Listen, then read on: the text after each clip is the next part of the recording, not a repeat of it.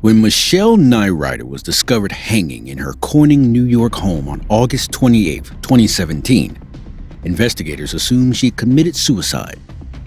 However, the case was quickly turned upside down when witness comments and evidence began to suggest otherwise. Keep watching to find out how a teenager was brainwashed by one parent to murder the other. Michele Neurauter was born on February 2, 1971, and moved to Corning, New York in 2013. Those who knew Michele described her as friendly, always ready to help, and having a great sense of humor.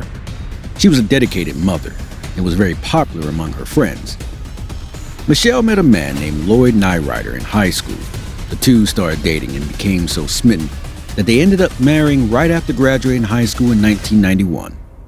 They went off to college as a married couple. Michele earned herself a degree in literature, and Lloyd earned a degree in electrical and computer engineering. The couple then settled in a small townhouse in Corning, where they had 3 daughters. According to friends, the couple were initially happy. Lloyd worked as an engineer at Corning Glass. Michele, too, got a job and started teaching English at a nearby college, though she eventually quit her job to homeschool her daughters and volunteer in the local community. Lloyd loved his daughters.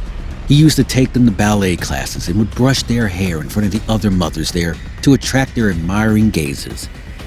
Although he appeared as the perfect father to some, Lloyd was very strict and abusive.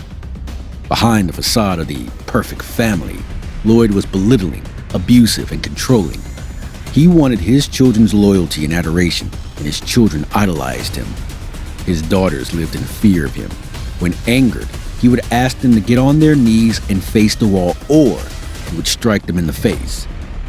As for Michele, his wife, Lloyd was known to belittle her and isolate her from her family. It was as if he found joy in turning his daughters against their mother. He traced every single problem in the family back to Michele and would constantly remind her what a useless mother she was. She was subject to constant verbal and physical and mental abuse. Still, there was no obvious signs of distress until Michele abruptly severed all contact with her parents in 2007. Her mother knew without asking that Lloyd must have threatened Michele until she did as he told her. Following the 2008 economic crash, Lloyd lost his job at Corning Glass, so he moved to New Jersey, leaving the rest of his family in New York. Although life was difficult for the mother of 3, Michele worked hard to provide for her children and to give them the childhood they deserved. That was until Michele unexpectedly filed for divorce. The eldest daughter went to live with Lloyd, and the other 2 stayed with their mother. Lloyd tried to gain full custody of all 3 of his daughters in an attempt to avoid paying child support, but lost the subsequent legal battle after he failed to show up in court. Michele got sole custody of her youngest daughter. Michele was looking forward to a brighter new life after her divorce. Unfortunately, her dreams would be shattered before they even began. On August 28, 2017, a car pulled into Michele's driveway just after 3 p.m. Michele had arranged for a friend to take her youngest daughter to swim practice that day. When the friend knocked on the front door, neither Michele nor her daughter were answering. The house was quiet. Too quiet. The friend knocked again before peering through the glass door panel. What he saw through the glass pane horrified. He saw a shadowy figure of a woman hanging in the stairway. He immediately called the police. The friend had just discovered the lifeless body of Michele Neurauter.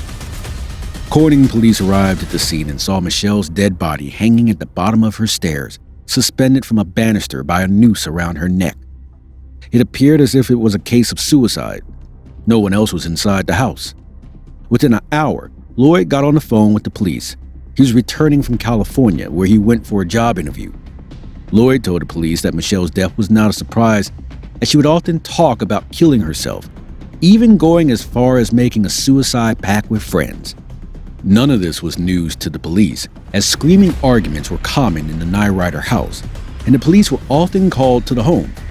It looked as if the pressure was too much for Michele to handle, and she ended up killing herself. However, Sergeant John D. of the Corning Police Department noticed something odd. Michele's mattress had been pushed away from the bed frame. Smudges of blood were on the wall, and the area had clear signs of a struggle. And most striking of all, Michele had ligature marks around her lower lip as if someone had been pulling the rope from behind.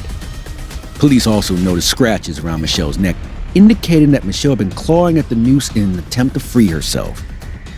After discovering Michelle's body, the police started looking for her 14-year-old daughter and were relieved after they received a call from her middle daughter, Karrie. Karrie had heard about the death of her mother, and she told police that her younger sister was with her. She was about 100 miles away at the time in Rochester, New York. However, police couldn't help but notice the odd switch in Karrie's tone of voice when she asked about her sister. She went from being distraught to passive in a split second. Karrie told investigators that she was at her mother's house the night she died. Apparently, she and her mother had an altercation, and that she took her younger sister and left. Karrie's younger sister confirmed this account, telling authorities that Karrie had stormed in while she was asleep downstairs, dragged her out, and took her back to Rochester. Karrie's sister also added something that caught the police's attention. She said she heard her mother screaming as she left the house as if someone was attacking her. The police started thinking of the possibility that the argument between Karrie and Michele ended with violence and murder, with Karrie staging the death to make it look like a suicide. Cell phone records also showed that Karrie was in the Corning home for at least 2 hours, even though Karrie said she was only there for 20 minutes.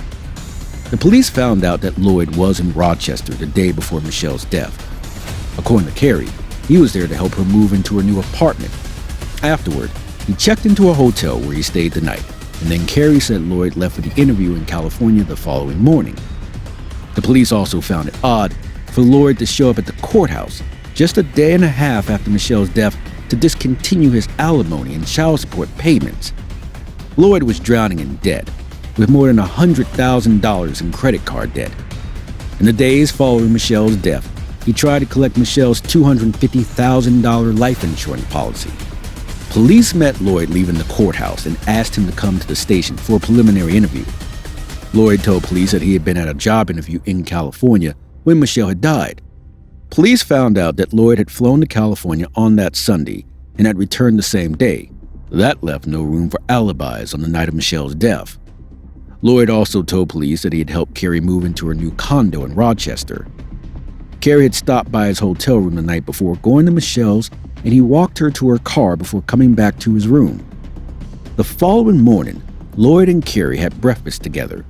Lloyd's cell phone records confirmed that his phone had never left Rochester, but surveillance footage told a different story. At around 10 p.m. on that Saturday, CCTV showed Lloyd and Karrie leaving Rochester in Karrie's car, and Lloyd didn't show up again in Rochester until the following morning. Police decided to wiretap Karrie's and Lloyd's phones and summon Karrie to the station for questioning. She called Lloyd as soon as she got off the phone with the cops and informed him about the police wanting to question her and asked Lloyd what she should do. Lloyd asked her not to talk to the cops and to make up an excuse. After this phone call, the police were convinced that Lloyd had planned the murder of Michelle and Karrie had helped him by taking him to her mother's house. Police decided to interrogate Karrie and Lloyd before they could get their story straight. Lloyd denied having anything to do with Michelle's death, but Karrie broke immediately. She told the police that 1 week before the murder, Lloyd had forced her to choose between killing Michelle and watching her father commit suicide. Karrie also stated that her father refused to pay child support and was willing to go to extraordinary lengths to avoid the ramifications of the divorce. Karrie, faced with a difficult choice, chose her father and drove him to her mother's house on the night of the murder. Karrie also stated that she assisted Lloyd in staging the scene as a suicide to put detectives off the path. Following this revelation, the police were ready to arrest Lloyd and traced his phone to a 5-story parking garage in Princeton, where they found him standing on the roof of the garage, threatening to jump. The police tried to talk him down for 90 minutes before a state trooper tackled him to the ground. Both Karrie and Lloyd were arrested for the murder of Michele Neurauter, and both pleaded not guilty.